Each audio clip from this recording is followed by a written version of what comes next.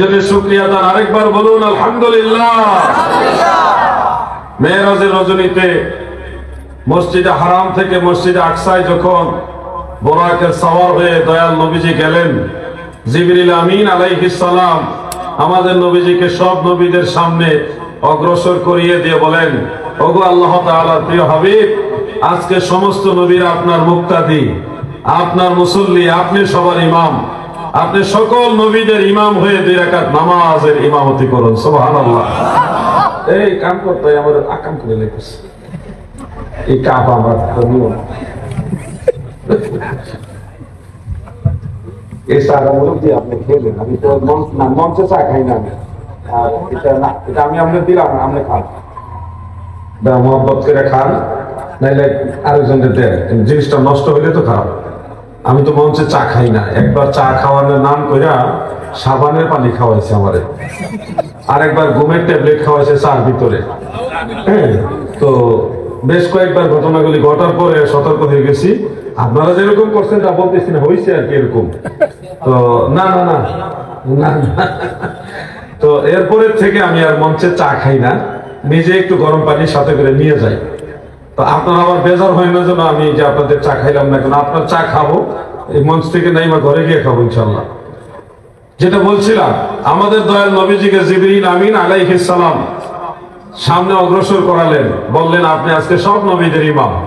একটা জিনিস খেয়াল করছেন, মুসা নবী তিনার মাজারে প্রিয় নবীজি বলেন, মারারতু আলা কাবরি মুসা ফি লাইলাতিল ইসরা ওয়া রাআইতু কাওয়াইমুল আরশ ওয়া রাআইতু ওয়া হুয়া কাইমুন ইউসাল্লি।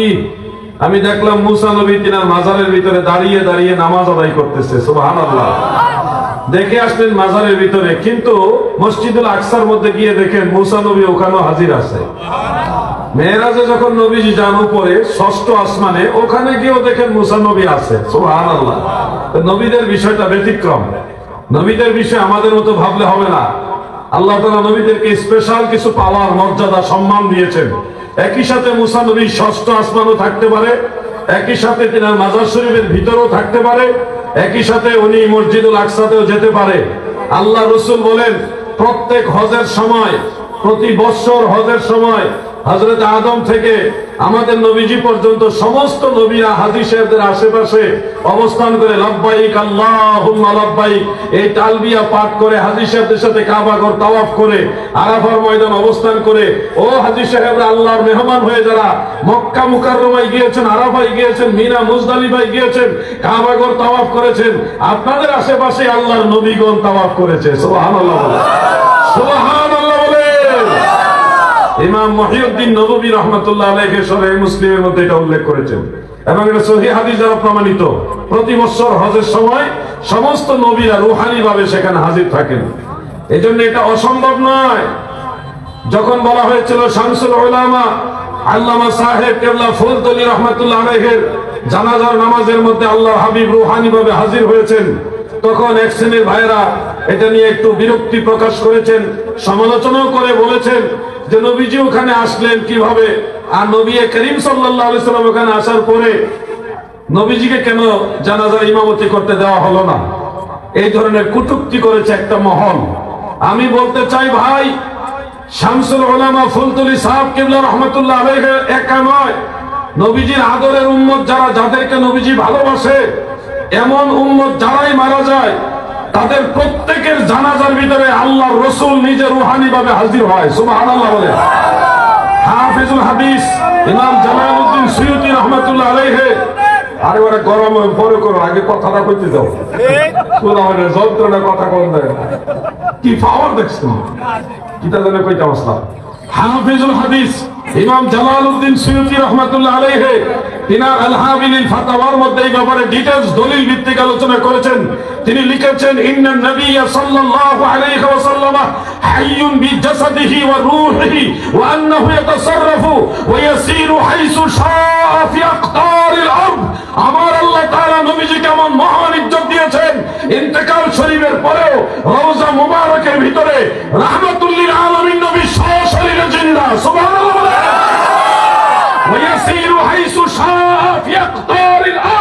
এই দুনিয়ার আনাচে কানাচে যেখানে খুশি ওইখানে আল্লাহ হাবিব রূহানি ভাবে হাজির হয়। সেই নিরিখে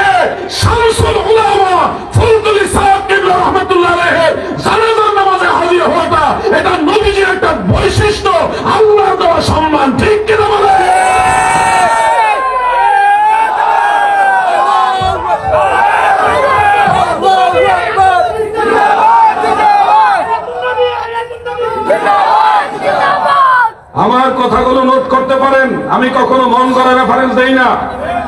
কিতাব নিয়ে বসেন, না হলে নোট করেন, যখন সুযোগ পাবেন তখন দেখবেন, খুঁজে না পেলে আমাকে ডাকবেন, আমি আপনার ভাই হিসেবে খুঁজে বের করে দিব ইনশাআল্লাহ।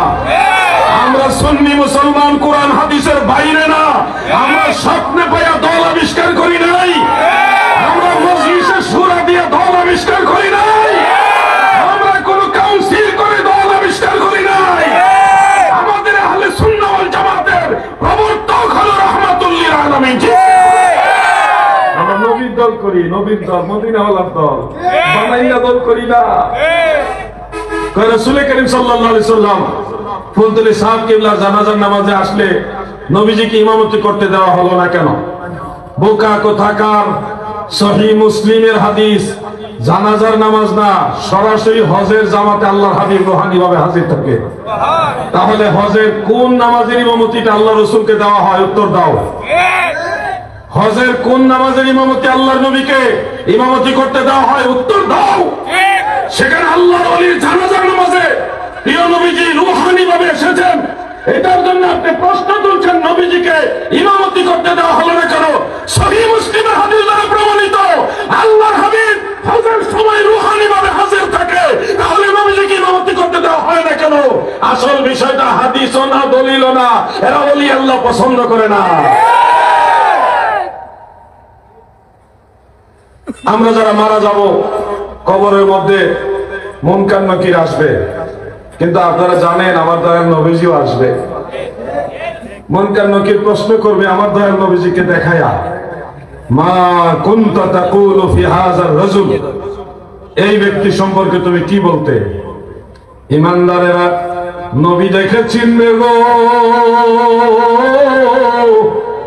নূর নবী, নূরের নবীকে দেখেই বলবে হাযা নবিয়ুনা মুহাম্মাদুর রাসূলুল্লাহ, ইনি তো আমাদের দয়াল নবী, রহমতের নবী, আমার মায়ার নবী গো। মুনকার নাকির তখন বলবে নাম কানাউমাতিল আরুস, দুলহা দুলহানির মতো ঘুমিয়ে যাও, তোমার এই ঘুম আমার আল্লাহ ছাড়া আর কেউ ভাঙাবে না। সুবহানাল্লাহ। ওই আশিকে রাসূল উম্মত যারা আল্লাহর হাবিবকে কবরে দেখে চিনবে, তার ওই এক ঘুমে কিয়ামত হবে। যদিও মাঝখানে শত শত হাজার হাজার বছর যাবে, দয়াল নবী বলেন আমার আদরের উম্মতের জন্য এত লম্বা সময় মনে হবে না গো। তাদের মনে হবে জোহরের নামাজের পরে ঘুমাইছে, এখন মনে হয় আসরের নামাজের সময় হয়েছে। দয়াল নবী তুমি গুণমণি, এই পাপী লোক তারাইবেন বলে গো নবী, পাক কোরআনেতে শুনি গো নবী, দয়াল নবী তুমি গুণমণি। আল্লাহুম্মা সাল্লি মারহাবা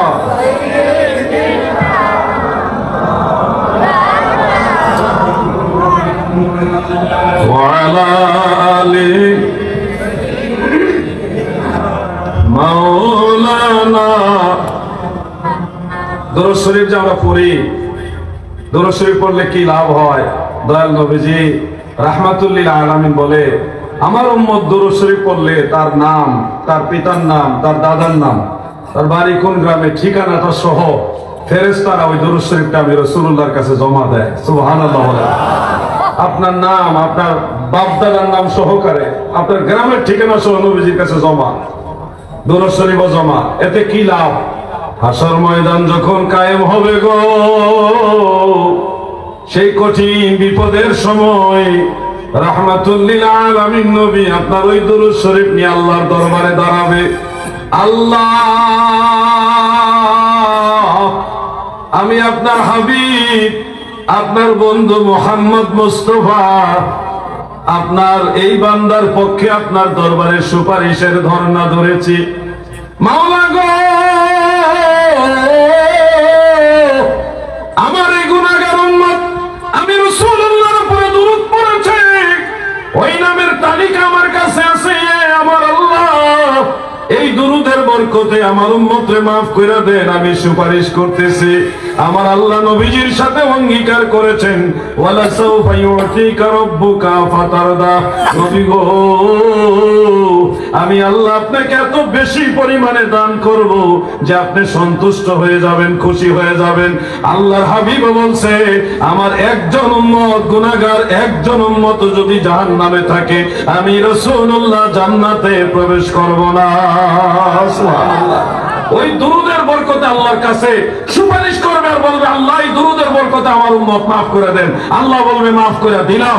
আল্লাহর নবীর সাথে আপনার জান্নাত নসিব হবে। সুবহানাল্লাহ বলেন, সুবহানাল্লাহ বলেন।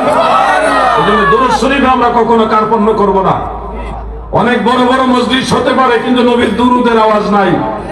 অনেক বড় বড় সমাবেশ হয়, সেখানে নবীর দুরূদের আমল নাই। যেখানে মদিনাওয়ালার দুরূদ নাই, সেখানে আল্লাহর রহমত থাকতে পারে না। ঠিক কিনা বলে? আমার আল্লাহ তাআলা নবীজিকে তো ভালোবাসে।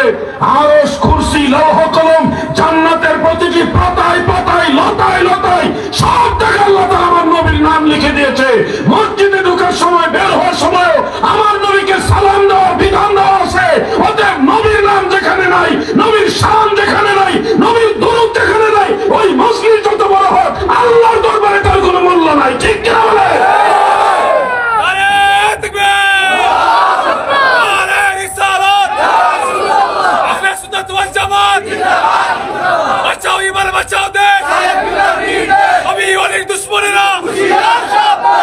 প্রিয় ভাইরা, দরুদ শরীফ পড়তে চাই, সবাইকে নিয়ে পড়বেন না ইনশাআল্লাহ? ব্যাটারি দুর্বল নেই আপনারা? মহব্বতে আল্লাহুম্মা সাল্লি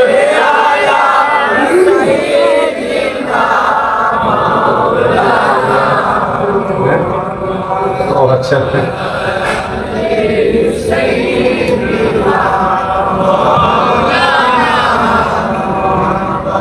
দাদু গো আমার, আমরা বললেও তো দোষ, মনে করে জনপ্রিয়তার বিরোধিতা করি।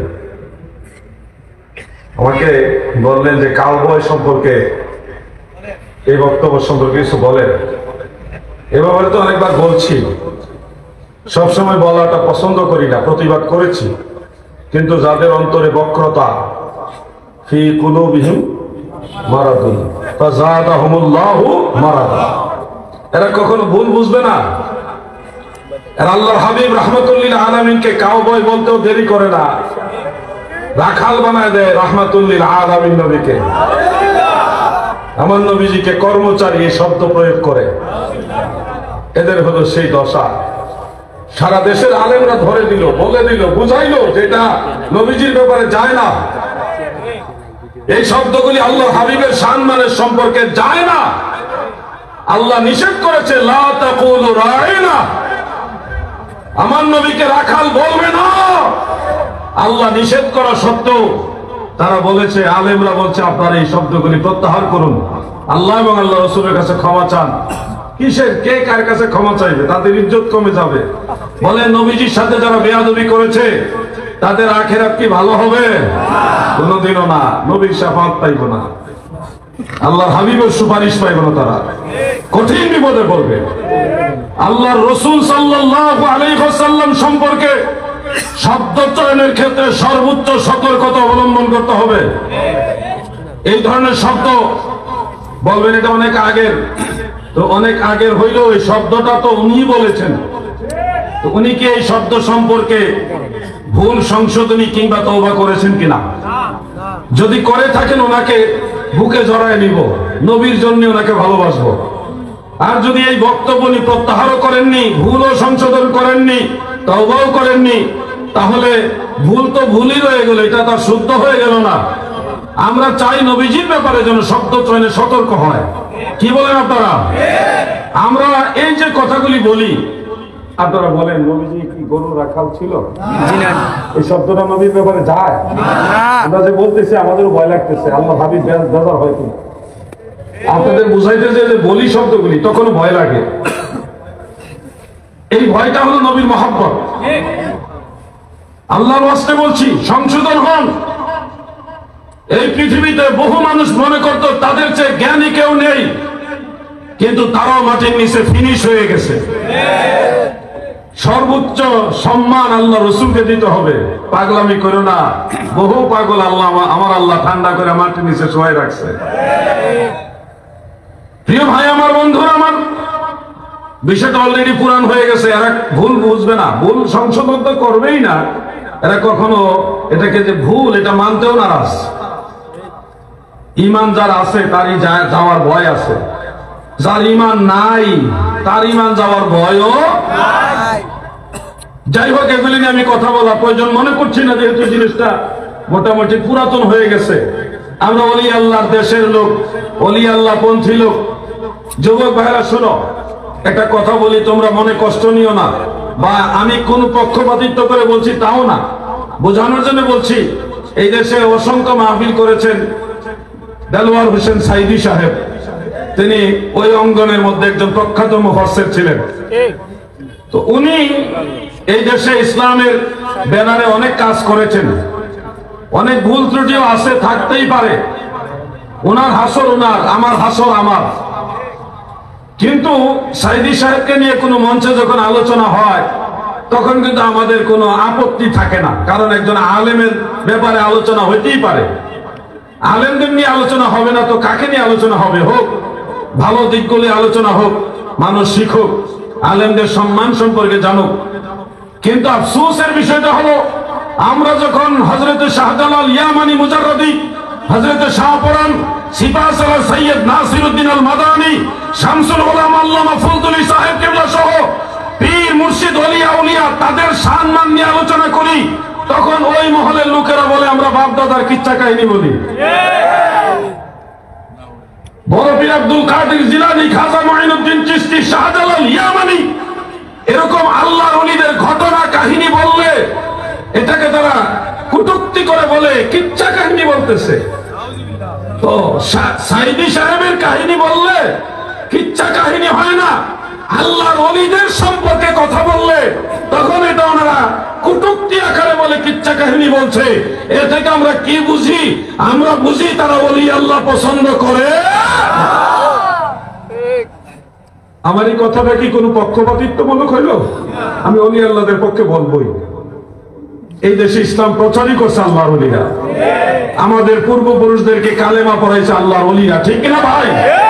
ওলি আল্লাহর বাংলাদেশ, এই শহীদ গাজীর বাংলাদেশ, শাহজালালের বাংলাদেশ, এই শাহপরানের বাংলাদেশ। রহম করুন আল্লাহ, রহম করুন আল্লাহ, তাদের পথে তাদের মতে কবুল করুন আল্লাহ, কবুল করুন আল্লাহ। যুবক ভাইদেরকে উদ্দেশ্য করে বলছি, আমাদেরকে অনেকে একটা কথা বলে যে তোমরা পীর মুর্শিদ ওলি দরবার মাজার নিয়ে এত ব্যস্ত থাকো, পীর সাহেবরা তারা জান্নাতে যাবে কিনা এটাই তো গ্যারান্টি নাই। এ ধরনের কথা কিন্তু বলা হয়। আমি আপনাদের বলছি, পীর আউলিয়া যারা তাদের কথা তো অনেক ঊর্ধ্বে। আপনারা তো মুমিন, আপনারা মুমিন কিনা বলেন? অবশ্যই মুমিন। কেউ যদি প্রশ্ন করে আপনি কি মুমিন, আপনি তখন বলবেন অবশ্যই মুমিন, সন্দেহ রেখে বলা যাবে না। আপনার ইমানের ব্যাপারে কি কোনো সন্দেহ আছে? আপনি যে মুসলমান, কোনো সন্দেহ আছে? তাহলে কেউ প্রশ্ন করবে যে আপনি কি মুমিন, তখন বলবেন অবশ্যই মুমিন, মানে কোনো সন্দেহ নাই, আমি মুমিন, এই ব্যাপারে কোনো সন্দেহ নাই। আমি আবার প্রশ্ন করছি, আপনারা কি মুমিন? জোরে বলেন, আপনারা কি মুমিন? অবশ্যই মুমিন। মুমিন যারা, মুমিন দুই প্রকার। একটা হলো মুমিনে কামিল, পরিপূর্ণ মুমিন, যাদের আমল আখলাক সব দিকেই ভালো। আরেক প্রকার মুমিন হলো মুমিনে নাকিস, ত্রুটিযুক্ত মুমিন, যেমন আমাদের আমলে। এই মুমিনদের ব্যাপারে আল্লাহ তাআলা বলেন ওয়াবাশশিরিল মুমিনিনা বিআন্না লাহুম মিনাল্লাহি ফাদলান কাবীরা। নবী গো,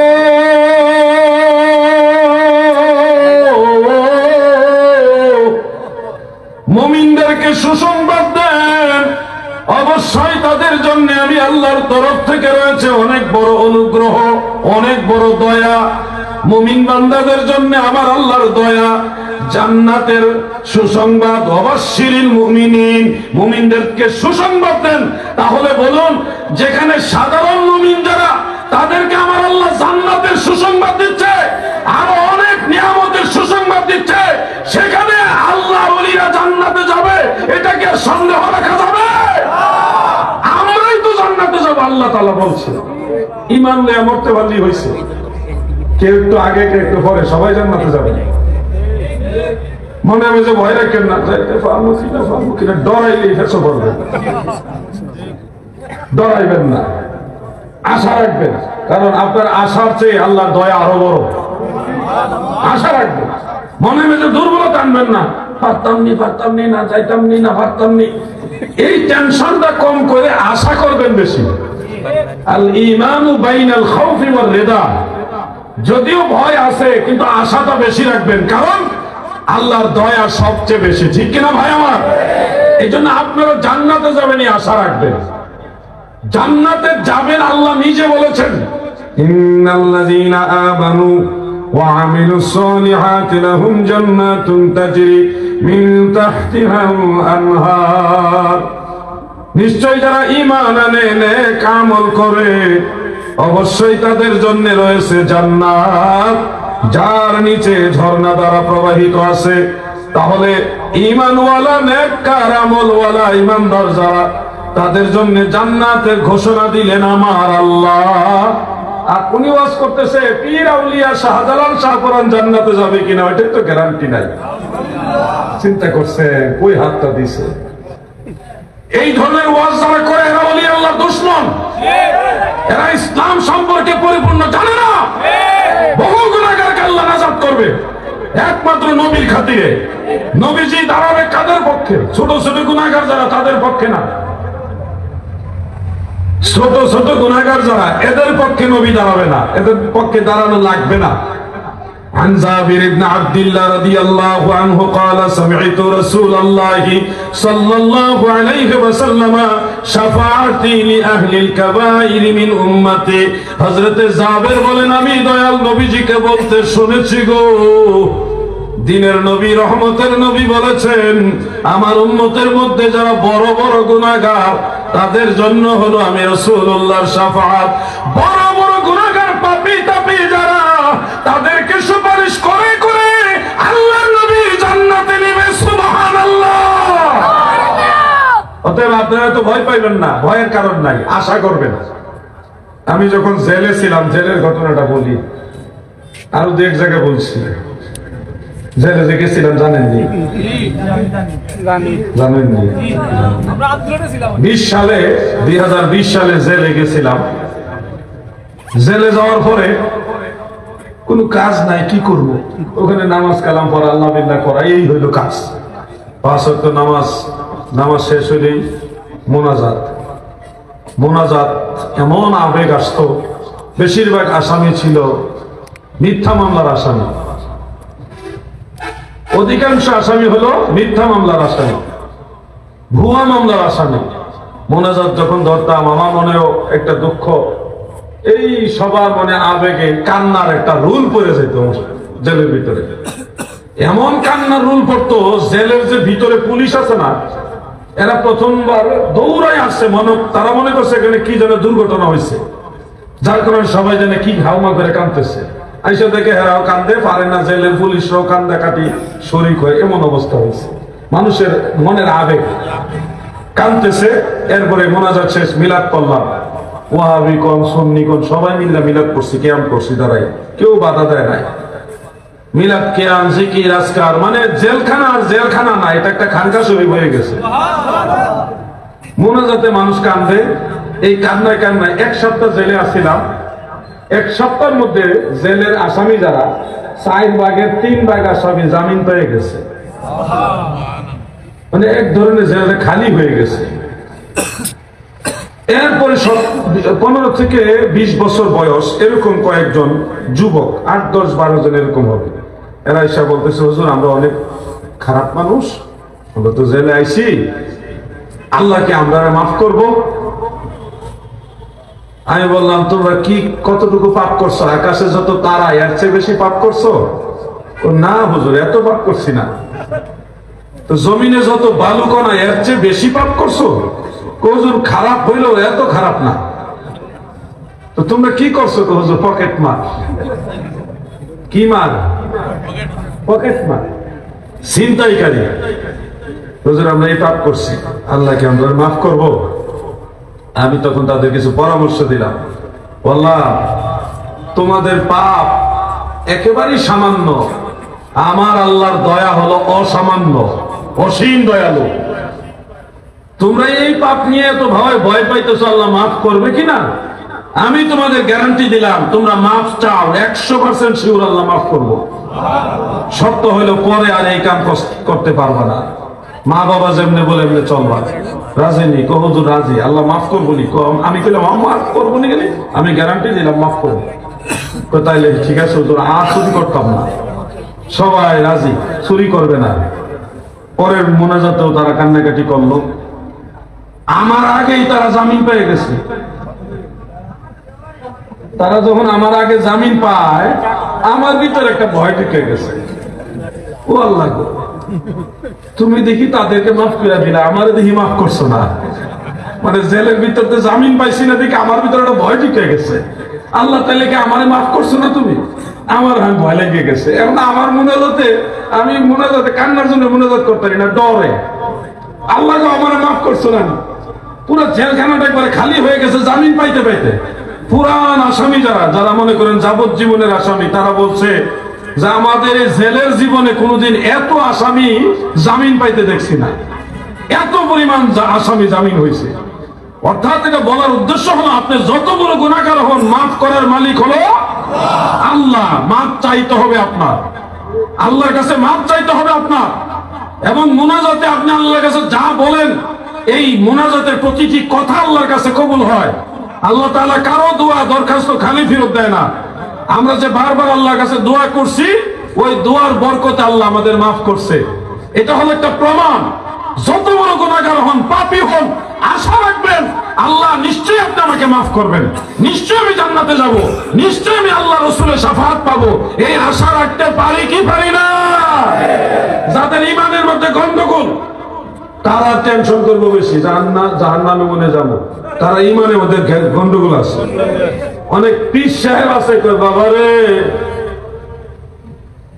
5 ওয়াক্ত নামাজ পড়ো। 2 নম্বর পীর আর কি, সঠিক পীর না। নামাজ পড়ো, পরকালে জাহান্নামে যাব না জান্নাতে যাব বাবা আমি নিজেও জানি না। তোমরা বাবা ঠিক মতো চলল হিসাবে, হ্যাঁ নিজেই জানে না জান্নাতে যাইবো না জাহান্নামে যাইবো। তো যেই ডাক্তারে কইব এই রোগের চিকিৎসা কি আমি নিজেও জানি না, এই ডাক্তার দিয়ে চিকিৎসা করাইবেন? বুঝেন নাই মনে হয় আপনারা? যেই ডাক্তার এই রোগের চিকিৎসায় কি ভালো হইব না খারাপ হইব কিছুই জানে না, এই ডাক্তার দিয়ে চিকিৎসা করাবেন? ওই পীর সাহেব নিজেই জানে না, সে নিজে জান্নাতে যাবো না জাহান্নামে যাইবো। তাহলে এই পীরের কাছে যে গেছে, এও তো আরেক বিপদে পড়বো। পীর সাহেব তো নিজে শিওর না সে যে রাস্তায় চলতেছে এটা কি জান্নাতের রাস্তা কিনা। আমরা 100% শিওর শাহজালাল ইয়ামানি 360 আউলিয়া যে ইসলামে ছিল, এই ইসলাম মদিনাওয়ালার ইসলাম, এই পথে চললে নিশ্চয়ই জান্নাতে যাবে। ঠিক কিনা বলেন? কোন সন্দেহ নাই, এটাই সঠিক পথ। শাহজালাল রহমাতুল্লাহ যেই পথে ছিল এটাই সঠিক পথ, কোন সন্দেহ। এই পথে থাকলে আপনি জান্নাতে যেতে পারবেন, গ্যারান্টি দিয়ে আমরা চলি। আমরা 2 নম্বর মাল নিয়ে ব্যবসা করি না, আমরা মাল গ্যারান্টি আছে। গ্যারান্টি দিছে কে? আল্লাহ। কে দিছে? ওয়াবাশশিরিল মুমিনিনা বিআন্না লাহুম মিনাল্লাহি ফাদলান কাবীরা। ঈমানদার যারা গো, নবী প্রেমিক যারা হয়েছো, তোমাদের জন্য গ্যারান্টি আছে জান্নাত। আল্লাহ ইহুদি নাসারার জন্য বানাইছে না রে, জান্নাত আমার আল্লাহ মুমিন বান্দাদের জন্য বানাইছে। অতএব আল্লাহর ওলিদের পথে যারা আছেন, আল্লাহর ওলিদের পথ মত অনুসরণ করেন, নিশ্চয় আমার আল্লাহ আমাদেরকে জান্নাত দিবেন, এই আশা বুকের মধ্যে রাখবেন। তখন দেখবেন আপনার থেকে অনেক পাপ কাজ কমে গেছে। আপনি যখন জান্নাতে যাওয়ার আশাটা মনের ভিতরে ঢুকাইবেন, তখন কি চুরি ডাকাতি 2 নম্বরই কাজ বেশি বেশি করতে মন চাইবো? বুঝছেন না আপনারা সবাই? জান্নাতে যাওয়ার আশা যখন মনে ঢুকবে, তখন কিন্তু দেখবেন মানুষের প্রতি অন্যায় আচরণ করতে মনে চাইবে না। এই জন্য বলছি জান্নাতে যাবেন এই আশা মনে ঢুকান, তাহলে পাপ অটোমেটিক কমে যাবে। আল্লাহ বুঝার এবং আমল করার তৌফিক দেন, বলেন আমিন। সবাই বলেন আমিন।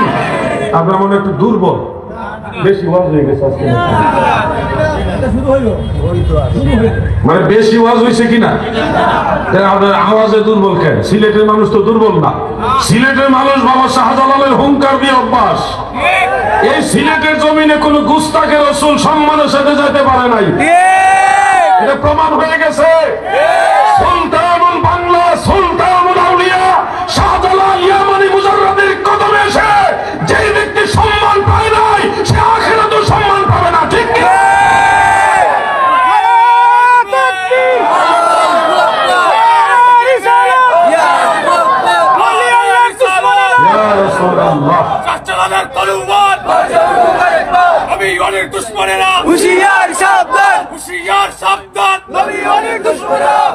প্রিয় ভাই আমার, আমি সবাইকে একটু জিকির করব, আবার 1-1.5 মিনিট করবেন নি? ওয়াজের প্রতি আকর্ষণটা থাকবো, সওয়াবের সওয়াবও হইল, আকর্ষণটাও থাকলো। তা আমি চাই সবাই মিলে একটু জিকির, লা ইলাহা ইল্লাল্লাহ। মাশাআল্লাহ, মাশাআল্লাহ, পাওয়ার আছে। ইল্লাল্লাহ, লা ইলাহা ইল্লাল্লাহ, লা ইলাহা ইল্লাল্লাহ, লা ইলাহা ইল্লাল্লাহ, লা ইলাহা। পিছনের লোকগুলি জিকির করে না নাকি? করে করে। লা ইলাহা ইল্লাল্লাহ, লা ইলাহা হক, লা ইলাহা ইল্লাল্লাহ মুহাম্মদ রাসূলুল্লাহ সাল্লাল্লাহু আলাইহি ওয়া আলিহি ওয়াসাল্লাম। আমার দাদু ভাইরা, গত বছর আমি সিরিয়ার রাজধানী দামেস্কে গিয়েছিলাম। আল্লাহ পাকের দরবারে অসংখ্য শুকরিয়া। সেখানে বেশ অনেকগুলো মাজার জিয়ারত করেছি। একটা মাজার জিয়ারত করতে গিয়ে ব্যতিক্রম একটা অভিজ্ঞতা হলো। জাবালে কাসিউন পর্বতের পাদদেশে হযরতে আইয়ুব তাহের আল কুরদি রাহমাতুল্লাহ আলাইহির মাজার জিয়ারত করতে গেলাম। সেখানে যে দেখলাম গো, আল্লাহর ওলি মাজারের ভিতর থেকে পা বের করেছিলেন, এখনো সেই পা তাজা আছে। ঘটনাটা জানলাম। সুলতান সালাউদ্দিন আইয়ুবী রহমাতুল্লাহ আলাইহি, ওনার চাচাতো ভাই ছিলেন হযরত আইয়ুব তাহের আল কুরদি রহমাতুল্লাহ আলাইহি। যখন মসজিদুল আকসা বাইতুল মুকাদ্দাস সালাউদ্দিন আইয়ুবী রহমাতুল্লাহ আলাইহি বিজয় করেন, ওই সময় তিনি শাহাদাত বরণ করেছিলেন। ওনাকে ওখানে দাফন করা হয়েছিল। ওনার মাজারের আশেপাশের থেকে অনেক অলৌকিক ঘটনা, অনেক কারামত প্রকাশ হয়েছে, যার কারণে মানুষ দল বেঁধে লাইন ধরে ধরে ওনার জিয়ারত করতে যায়। ওখানে গিয়ে দোয়া করলে কবুল হয়। ওখানে গিয়ে যে দোয়া করে আল্লাহর ওলির উসিলা আল্লাহ কবুল করে। এই কারণে মানুষ দল বেঁধে সেখানে জিয়ারত করতে যায়। তৎকালীন যিনি গভর্নর ছিলেন, শহরে দামেস্কের মেয়র ছিলেন, তিনি কি করলেন, এই ভিড়, মানুষের চাপ, লাইন ধরে ভিড় করে ফেলেছে জিয়ারতের জন্য, এগুলি পরিদর্শন করার জন্য মাজারে গেলেন। গিয়ে এত মানুষের চাপ দেখে উনি বিরক্তি প্রকাশ করে মাজারের কাছে দাঁড়িয়ে বলতেছে, তোমরা যে এই লোকের কবর জিয়ারত করতে আসছো, মাজার বলে না, কবর, তোমরা যে কবর, এই ব্যক্তির কবর জিয়ারত করতে আসছো, এখানে কি পেয়েছো তোমরা? সে কি ওলি ছিল না চোর ডাকাত ছিল, তোমরা কি জানো? এইভাবে সে শব্দ চয়ন করেছে। করার পরে অলৌকিক ভাবে আল্লাহর দয়ায় মাজারের ভিতর থেকে হযরত আইয়ুব তাহের আল কুর্দি পা একটা বের করে অলৌকিক ভাবে তার এমন এক লাথি দিছে, ওই লাথির ঠেলায় ওই মেয়র গভর্নর ওইখানেই জাহান্নামে চলে গেছে, ওইখানে সে মারা গেছে। পা যে বের করছে এই পার ভিতরে নেন নাই, এখনো প্রতি সপ্তাহে একবার পায়ের নখগুলি কেটে দিতে হয়। আপনারা এই ঘটনাটা নিজেরা যাচাই করতে চাইলে গুগলে ঢুকেন, বাংলা অথবা ইংলিশ অথবা আরবি অথবা অন্য যে কোনো ভাষায় লেখেন হযরত আইয়ুব তাহের আল কুর্দি রহমাতুল্লাহ আলাইহি, লেখলে ওনার ডিটেইলস পুরা কাহিনী সহকারে এবং ওই পা যে বের হয়ে আছে পায়ের ছবি সহকারে আপনারা পাবেন। ইনস্ট্যান্ট এখানে আপনারা চেক করে দেখতে পারেন, আমি এটা নিজের চোখে দেখে আসছি। আল্লাহর ওলিদের সম্পর্কে যারা নেগেটিভ মন্তব্য রাখেন, আমি অনুরোধ করবো আরো সময় নেন, আরো সময় নেন, তাড়াহুড়া করে বলি আল্লাহ বিদ্বেষী হবেন না। আজকে আমি একটা খবর শুনলাম বিশ্বস্ত সূত্রে, শামসুল উলামা সুলতানুল উলামা আল্লামা সাহেব কিবলা ফুলতলি রহমাতুল্লাহ আলাইহির ছোট সাহেবজাদা আল্লামা হুসামউদ্দিন চৌধুরী সাহেব মাদ্দাজিল্লাহুল আলী হুজুরকে নিয়ে জকিগঞ্জের কোন একজন ব্যক্তি খুব বাজে মন্তব্য করেছিল। দেশের প্রেক্ষাপট চেঞ্জ হওয়াকে কেন্দ্র করে আল্লাহর ওলির আওলাদ নিয়ে বাজে বাজে মন্তব্য করছিল। এই লোক, যে লোক আওলাদে ওলি সম্পর্কে বাজে মন্তব্য করেছে, এই লোক গতকাল গরু চুরিতে ধরা পড়ছে।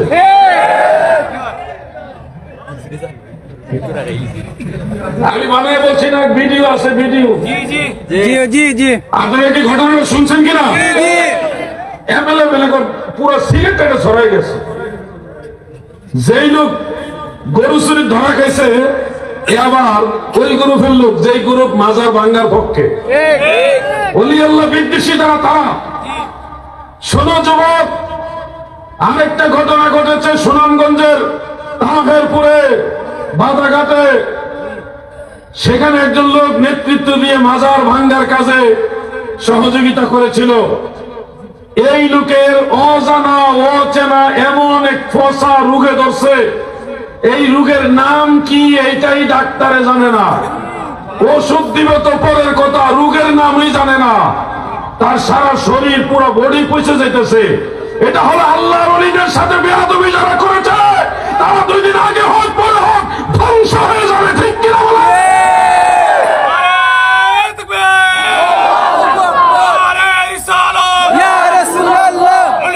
দুশ্মনেরা হুশিয়ার সাবধান, চালালের তলোয়ার গর্জে উঠো আরেকবার, বাঁচাও ইমান বাঁচাও দেশ, সাহেব কিবলার নির্দেশ, ফুলতলি সাহেবের নির্দেশ, বাঁচাও ইমান বাঁচাও দেশ। সাহেব কিবলাকে কি ভুলে গেছেন আপনারা? আপনারা অনেক বড় ভাগ্যবান, অনেক বড় ভাগ্যবান। 360 আউলিয়ার জান্নাত যিনি তুলে ধরে রেখেছেন, তিনি আল্লামা সাহেব কিবলা ফুলতলি রহমাতুল্লাহ আলাইহি। শুনেন মুরব্বী, আমার বাড়ি ব্রাহ্মণবাড়ি। আপনারা মনে করেন না যে দাওয়াতের জন্য আমি সাহেব কিবলার প্রশংসা করতেছি, কোশ্চেন কালেও না, আমাকে আপনারা দাওয়াতই দিয়েন না। কিন্তু আমি এরপরে বলবো সাহেব কিবলা নিঃসন্দেহে আল্লাহর ওলি। আমি দাওয়াতের কাঙ্গাল না, আমার নাম আলাউদ্দিন জিহাদি। এটা নিয়ে একটু স্টাডি করে খবর নিয়ে দেখেন, অনেক বড় দরবার ছেড়ে দিছি আমি ঈমান আকীদার জন্য। আমি দাওয়াতের কাঙ্গাল না, আমি ঈমানের কাঙ্গাল, মদিনাওয়ালার কাঙ্গাল। ঈমান ও মুহাব্বত আমার নবী মুস্তাফার গো, খাকে গলি মদিনার শত বিছানা মোর, বালাখানা হইল মোর গলি মদিনার গো। ঈমান ও মুহাব্বত আমার নবী মুস্তাফার গো, মদিনাওয়ালার কাঙ্গাল। আমার নবীর কথা বললে মাটিতে বসায় রাখতে পারবেন, কিন্তু ইবনু আব্দুল ওয়াহাব নজদির কথা বলবেন তরবারি হাতে নিয়ে দাঁড়িয়ে যাব। শাহজালালের বাংলাদেশ এই শাহপরানের বাংলাদেশ আল্লাহর ওলিদের এই দেশ, এটা বিশ্বাস হয় কিনা আপনাদের? বলবেন তাহলে কি আল্লাহর দেশ না? রে ভাই, সবই তো আল্লাহ। লিল্লাহি মা ফিস সামাওয়াতি ওয়া মা ফিল আরদ, সবই তো আমার আল্লাহ। এরপরেও তো আপনি বলেন এই জমির মালিক আমি, বলেন না? তাহলে কি শিরিক খুঁজেন না কেন ওখানে? এই বাড়ি আমার, এই দোকান আমার, এই ফ্যাক্টরি আমার, এই জমি আমার। ওই সময় কেউ শিরকের ফতোয়া খোঁজে না। আমরা যখন বলি শাহজালালের বাংলাদেশ, এই শাহপরানের বাংলা, তখন উনি মাসালা বের করে কিভাবে এটা শাহজালালের দেশ হইল। আসলে তার ভিতরে হলো শয়তানি। কি যুবক বলে ঠিক কিনা? সে ওলি আল্লাহর কথাগুলি গরম হয়ে ওঠে, তার মানে ভিতরে শয়তানি। চট্টগ্রামে নাবিল আমাকে জিজ্ঞাসা করছিল, হুজুর ওয়াহাবি কাকে বলে? আমি তাকে কেমনে বুঝাইতাম, হুট করে তার বুঝানো যায় না, একটু সময় তো ব্যাপার। আমি বললাম ওয়াহাবি বললে যে সেইটা যায় ওইটাই ওয়াহাবি। এক কথায় উত্তর, ঠিক আছে না ভাই সাহেব? আল্লাহ ওলিদের কথা বললে যারা বিভিন্ন ধরনের প্রশ্ন তুলে, বুঝতে হবে এগুলি ওলি আল্লাহ বিদ্বেষী। এই দেশে ওলি আল্লাহর বিরোধিতা করে কেউ টিকে থাকতে পারে নাই, পারবেও না, ঠিক কিনা বলেন? ভাই আমার, ওলি আল্লাহদের প্রতি শ্রদ্ধা রাখবেন, সম্মান রাখবেন। যখন হযরতে শাহপরান রহমাতুল্লাহ আলাইহির দরবারে একটা মহল আক্রমণ করলো, তখন আমি দেশে ছিলাম না, ইরাকে ছিলাম, জিয়ারতে গিয়েছিলাম। দেশে থাকলে নিশ্চয়ই আমি সিলেটের যুবকদেরকে নিয়ে হযরত শাহপরান কথা বলছেন। এদের টার্গেট কোনো ভণ্ড না, এদের টার্গেট হলো দান বাক্সের টাকা, ঠিক কি বলে? বাক্সটা কিন্তু ঠিকই চুরি করে নিয়ে গেছে। একটা স্কুলে ভালো ছাত্র আছে, খারাপ ছাত্র আছে, সবার রোল নম্বর কি এক হয়? 56 নম্বর রোল নম্বর আছে, 1 নম্বর রোল নম্বরও আছে, সব মিলে মিশে তো স্কুল। একটা প্রতিষ্ঠান, একটা মাজার, দরগা, একটা প্রতিষ্ঠান। এখানে ভালো মানুষ আছে, খারাপ মানুষও আছে। তা আমাদের দায়িত্ব হলো ওই খারাপ মানুষকে দ্বীনের তালিম দেওয়া, সঠিক বুঝ দান করা, সহযোগিতা করা, শিক্ষা দেওয়া। এটা হলো আমাদের দায়িত্ব। এটা না করে মাজার ভেঙে হলো এক টাইমে কোয়া যায় না, টাইমিং এ মিলছে না। এটা হলো 2G আর আপনারা হইলেন 5G। আপনারা কয় জি? 5G। 5G এখন আইছে না বাংলাদেশে, 4G। এটা 2G, আর কোন সময় যে ই আয় পরে বলা যায় না। সবাই আছেন না? একটা তাকবীর দেয় সবাই নিয়ে, দেখি কেমন আছেন। রেডি? পান মুখে দিয়া সাবাইতেছে, রেডি কইব কেমনে? রেডি কইতে গেলে তো ফান করে দেব। রেডি আছে? কইছে না? কইছেন কি? কইছে? ঠিক আছে, সবাই রেডি? নারে তাকবীর, আল্লাহু আকবার। ওই লোকে আসতে কইছে, আমি খেয়াল করছি। মোবাইল একটা দইরা দেখছে, মনে করছে আমার কোয়া লাগতো না, হুজুর আমারে দেখতো না। নারে রিসালাত, নারে রাসূলুল্লাহ, নারে সুন্নাত ওয়াল জামাত, জিন্দাবাদ জিন্দাবাদ। বুজুর্গ বৃন্দ রয়েছেন, তাদের মধ্যে আওলাদে রাসূল সৈয়দ আহমদ শহীদ বেলনবী রহমাতুল্লাহ আলাইহি রয়েছেন। এই সিলসিলাগত দ্বন্দ্বগুলি যারা করতে চায়, তারা ঠিকই মাঝখানে একটা দ্বন্দ্ব লাগাই দিয়ে পরে খুঁজে পাওয়া যায় না। একবার 1 কোটি টাকার চ্যালেঞ্জ যখন দিয়েছিল, আমাদের এই সিলসিলার, আমাদের অঙ্গনের কয়েকজন সুনামধন্য আলেম সম্মানের সাথে বলেছিল, ঠিক আছে আপনি 1 কোটি টাকা জমা দেন, আমরা 1 কোটি টাকা জমা দিব, আমরা প্রমাণ করব সৈয়দ আহমদ শহীদ বেলনবী রহমাতুল্লাহ আলাইহি তিনি একজন বুজুর্গ ছিলেন, আল্লাহর ওলি ছিলেন। আপনার দলিল দিয়ে প্রমাণ করতে হবে ওনার কোন কথার মধ্যে কুফরি আছে, ওনার কোন লেখনের মধ্যে কুফরি আছে। যখন আমাদের এই সিলসিলার আলেমরা আগাইল, তখন ওনাকে আর খুঁজে পাওয়া যায় না। কিন্তু গন্ডগোল 2 সিলসিলা, 2 মাসলাকের মধ্যে একটা ভেজাল লাগাই দিয়া ঠিকই একে অপরকে শত্রু বানায় ছেড়ে দিচ্ছে। এগুলি আমরা চাই না। যার যার সিলসিলা তার কাছে বড়, যার যার পীর তার কাছে বড়। কখনো কোন সিলসিলার লোক, কোন মাসলাকের লোক অন্য কোন মাসলাকে কারো কোনো কথা বলার থাকেও আপনি আসুন আমরা একসাথে বসে আলোচনা করি। আল্লামা ডক্টর কাফিলউদ্দিন সরকার সালি সাহেব আছেন, মুফতি এনায়েতুল্লাহ আব্বাসী সাহেব আছেন, ডক্টর হুজ্জাতুল্লাহ নকশবন্দি আছেন, আরো যত সুন্নি আকাবির আলেম আছেন, মুফতি শাহ আলম সাহেব আছেন। আমরা সব সুন্নি মুসলমান এক হওয়ার সময় এসেছে, ঠিক কিনা বলে? আর কত দুষ খুঁজতে গেলে সবারই কম বেশি আছে। আরেকজনের বগলতলার গন্ধ খুঁজতে খুঁজতে সারা জীবন কাটাইলেন, আপনার বগলতলার দিকে একটু খেয়াল করেন। আমাদের ফুলতলি মাসলক, আমাদের জয়নপুরি খানদান আমাদের। অতএব যদি অন্য কোন মাসলক আলা হযরত সহ অন্য যারা আছে সবাই আমাদের, আমরা সবাই মিলেমিশে ঐক্যবদ্ধ থেকে মদিনাওয়ালার নিশান নবীজির পতাকা তুলে ধরব। শাহজালালের সিংহ, শাহজালালের গর্জন, এটা আমরা ময়দানে তুলে ধরবো যেন বাতিল না প্রকম্পিত হয়, ঠিক কিনা?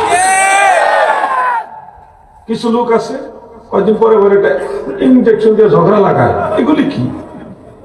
এটা ঝগড়া লাগাই দিয়ে কিন্তু উনি আবার চুপচাপ ঘর থেকে লুকাই যায়, আর পাওয়া যায় না। এগুলি করবেন না। আমরা সব সুন্নি মুসলমান যারা, আমরা সবাই এক। আমরা কি সবাই এক? শহীদ আল্লামা নুরুল ইসলাম ফারুকী রহমাতুল্লাহ আলাইহি আমাদেরকে বলেছেন, পীর যার যার, সুন্নিও কাঁদছে না। মা বাবা নবীজির দয়া তারা পাবে না। এখন আর এই গজলগুলি আগের মতো শোনা যায় না। আমল করো নামাজ রোজা, আমল করো নামাজ রোজা, কায়েম করো সুন্নিয়াত, জিন্দাবাদ জিন্দাবাদ নবীর সেনা, জিন্দাবাদ জিন্দাবাদ জিন্দাবাদ নবীর সেনা। কত সুন্দর ভাবে উনি গজল গাইতেন, ভালো লাগতো। বড় আলেম ছিলেন। যদি বলি আমার কোনো ভুল নাই, তাহলে আমার মধ্যে সমস্যা। প্রত্যেকটা মানুষকে এটা ধরে নিতে হবে, আমাদের চলার পথে ভুল হইতে পারে। ভুলের ঊর্ধ্বে আমরা না। ভুলের ঊর্ধ্বে হলো নবী রাসূল, সাহাবায়ে কেরাম। সাহাবীদের ভুলটা আল্লাহর কাছে মাহফুজ, এটা আল্লাহ তাআলা অটোমেটিকলি মাফ করে দেন, কারণ সাহাবীরা সত্যের মাপকাঠি। সাহাবায়ে কেরাম কি সত্যের মাপকাঠি। ও যুবক ভাই আমার, আজকের দিনে তোমাদেরকে মনে রাখতে হবে, তোমরা জানো নি গো,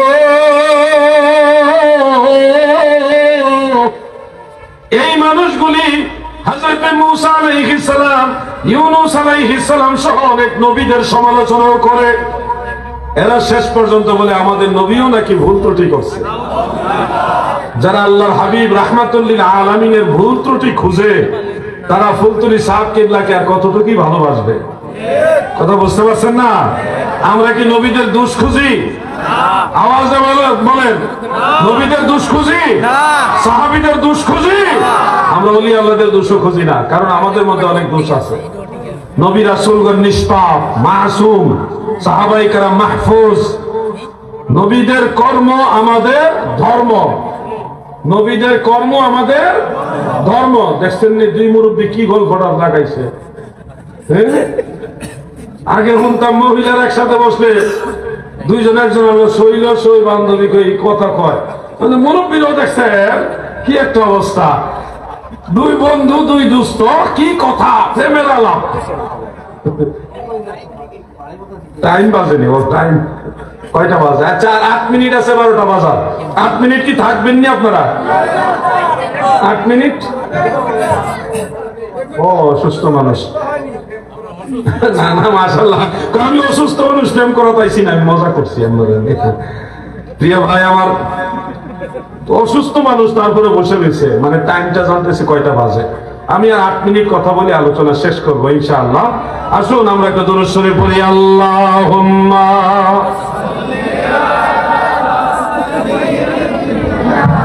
মাওলানা মুহাম্মদ। মহব্বতে এলো ভাই, শুরু করে গেছেন যে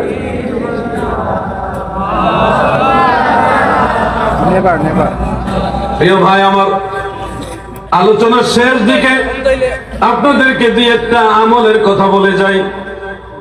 এই মাসটা হলো রজব মাস। এই মাসে আমার দয়াল নবীজির মেরাজ হয়েছে। রজব মাসের 27 তারিখে আল্লাহর হাবিবের মেরাজ। এই বিষয়টা ইমাম আব্দুল বাকি জুরকানি রাহমাতুল্লাহ আলাইহি শরহে জুরকানি আলাল মাওয়াহিবের মধ্যে লিখেছেন। আল্লামা আব্দুল হাই লখনবী রাহমাতুল্লাহ আলাইহি তিনি আসারুল মারফুআ বি আখবারিল মাওদুআ সেই কিতাবের মধ্যে লিখেছেন 27 রজব আল্লাহর হাবিবের মেরাজ। এটাই হলো আকওয়া শক্তিশালী মত, এটাই গ্রহণযোগ্য মত। ওয়া আলাইহি আমালুল মুসলিমিন, এই মতের উপরেই মুসলমানেরা 1400 বছর যাবত আমল করতেছে। মারহাবা। তাহলে নবীজির মেরাজ হলো 27 রজব। 27 রজব। আমাদের কি করণীয় আছে এই ব্যাপারে আপনাদেরকে একটু বলতে চাই।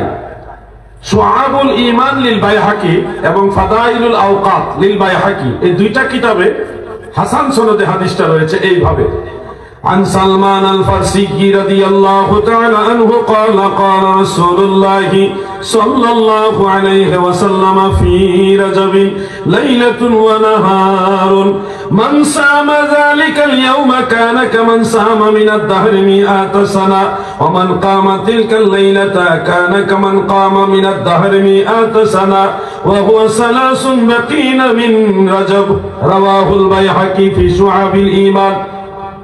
হযরত সালমান ফারসি বলেন, আল্লাহর হাবিব বলেন, উম্মতেরা শুনো, রজব মাসে এমন একটা দিন আছে, এমন একটা রাত আছে গো, ওই একটা দিনে কেউ যদি একটা রোজা রাখে, কি রাখে?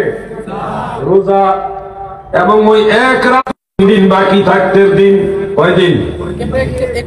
নরমালি 30 দিনে মাস হলে 3 দিন, 30 থেকে 3 দিন মাইনাস করলে আর কত? তাহলে 27 রজব নামাজ এবং রোজা কেমন ফজিলতওয়ালা নামাজ! এক রাতের নামাজ 100 বছর নফল নামাজের সমান। একটা রোজা 100 বছর নফল রোজার সমান। এই আমলটা ইনশাআল্লাহ করার চেষ্টা করবেন কিনা? ইনশাআল্লাহ। মা বোনদেরকে বলে দিবেন, বাড়িতে গিয়ে মা বোনদেরকে বলবেন এই আমলটা যেন করেন। 26 তারিখ একটা রোজা,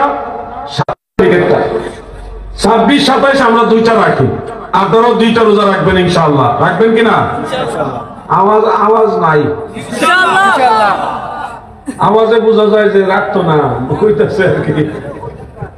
রাখবেন আপনারা না, আপনারা বলতেন আপনি না, উনি তাদের জিজ্ঞাসা করতেছে।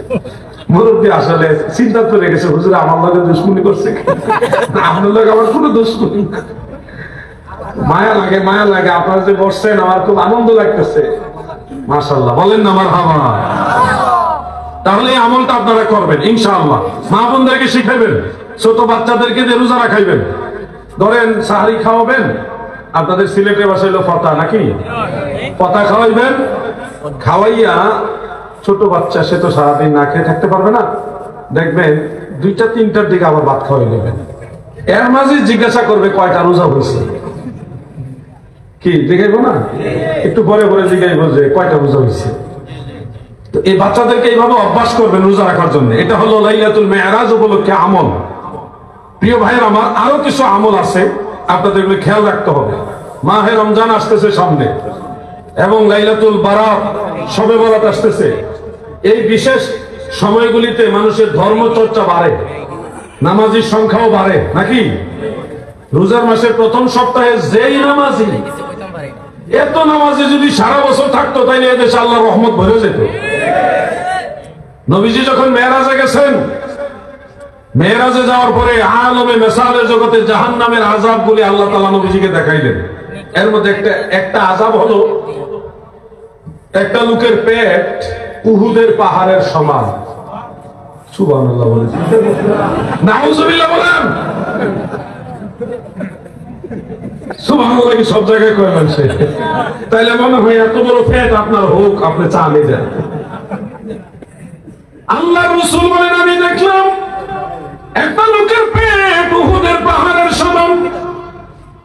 সেই লোকটা চিৎকার মেরে কাঁদতেছে, চিৎকার মেরে কান্দে। তার আশেপাশে আর কেউ নাই যে তাকে সান্ত্বনা দিবে, একা একা সে শুয়ে ওখানে কাঁদতেছে। স্বাভাবিক পায়ের চাইতে ওই সময় তার পাগুলি আরো চিকন।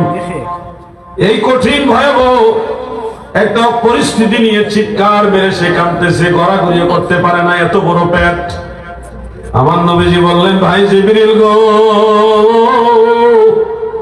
এই লোকের পেট এত বড় কেন? এত বড় পেট নিয়ে সে কান্দে কেন? জিবরিল আমিন বলেন, ইয়া রাসূলুল্লাহ, নবী গো, এই লোক পৃথিবীতে সুদখোর ছিল। সারা জীবন যারা সুদ খায় ওই পরিমাণে সুদের টাকাগুলি বিষাক্ত সাপ আর বিচ্ছু বানাইয়া তার পেটের ভিতরে ঢুকায় দেওয়া হবে। ওই বিষাক্ত সাপ আর বিচ্ছু পেটের ভিতরে কামড়াবে কামড়াবে, বিষের যন্ত্রণায় সে চিৎকার মেরে মেরে কাঁদবে। কোনদিন এই আযাব বন্ধ হবে না, অনন্তকাল এই আযাব চলতে থাকবে।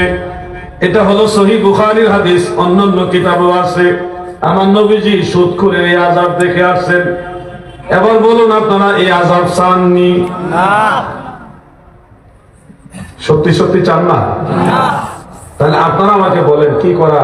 সুদ কি খাইবেন না ছাড়বেন? সুদ খাইবেন? মুরব্বীকে খাইতাম না, ছাড়তাম না, কারণ উনি সুদের কারবারই নাই। সুদ খাইতো না মানে এখন খায় না, ভবিষ্যতেও খাইবো না। ছাড়তাম না মানে হলে আমি তো খাই না, ছাড়বো কি? নাকি নাকি ঠিক আছে, এটাই তো বুঝাইছেন নাকি? আপনারা বলেন যুবক ভাই, আপনারা কি সুদ খাইবেন? যদি মনে করেন যে হুজুর সুদ খাইলে কি আসলে এরকম আযাব হইব, তাহলে আপনারা ট্রাই করে দেখতে পারেন। মরার পরে তো আপনার সাথে আল্লাহ চাই তো দেখা হবে। বিপদে পড়ে গেলে কিন্তু অনেক বড় বিপদ। আপনারা আশা করি এই বিপদে পড়তে চান না। তাহলে সুদ কি চলবে? আওয়াজে বলেন, সুদ কি চলবে? নবীজি মেরাজে গিয়ে এই কাহিনী দেখে আসছে, কিন্তু আমাদের জানাই দিচ্ছে। এখন সুদের ওয়াজ খুব কম। আগে সুদের ওয়াজ দুর্মুজ করে হইতো, এখন সুদের বিরুদ্ধে ওয়াজ কম হয়।